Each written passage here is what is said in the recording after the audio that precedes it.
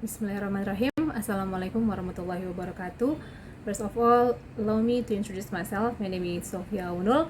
You can call me Sophie. I am one of the students of Media and Communications program. Today, I'm going to present my extended abstract titled Self-Disclosure of Ex-Covid-19 Patients in Jakarta, Indonesia. COVID-19 pandemic has been changing the way people interact, especially how people must maintain either physical or social distance in order to prevent the virus. As stated from official website of Indonesian government prevention body for COVID-19, Indonesia has more than 50,000 active cases, with increasing cases more than 3,000 daily. Indonesian government through the Ministry of Health revealed that the stigma and negative stereotypes given by individuals or group of people to health workers or COVID-19 patients contributed to the high death rate due to the coronavirus.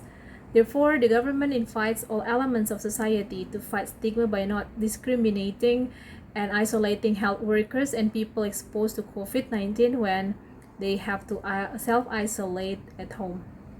Because this stigmatization has a huge impact on the community, the immunity of a person exposed to COVID-19 and will affect the healing process for COVID-19 patients.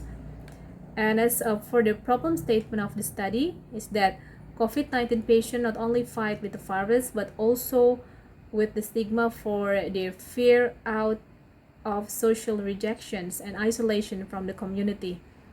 People infected with COVID-19, especially in Jakarta, Indonesia, have a challenge in self-disclosing the information about a COVID-19 infection. And the research objectives. This study will describe how ex-COVID-19 patients self-disclose their condition. This research uses qualitative approach which conducted interviews in obtaining data. Interviewing is an important process in qualitative research, which is used to obtain information related to facts, feelings, and desires of informants in order to achieve the research objectives. And there were 5 informants, for I'm using only their initials, who fit category. It is ex-COVID-19 patients. For the result, self-disclosure is communication process whether the individuals involved or disclose or reveal information about themselves. People always decide what types of information they will proceed to disclose considering the situation and the risks that may follow. This self-disclosure process will affect relationships, therefore people must determine whether, when, where, and how the self-disclosure occurs.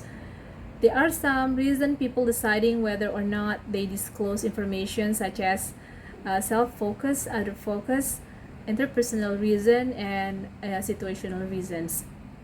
As you can see from the table, as self-focus reason, the informant felt that they feel relief in disclosing that they infected by COVID-19 virus, and they seek for support, also clarifying the information about their condition.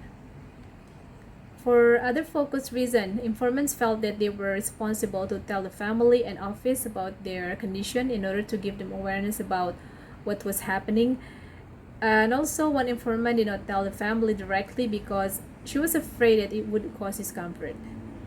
And for interpersonal reasons, sometimes we had interpersonal instead of having professional relationship. One informant openly informs and discusses her situation to her colleague about her infection. And lastly, situational reasons.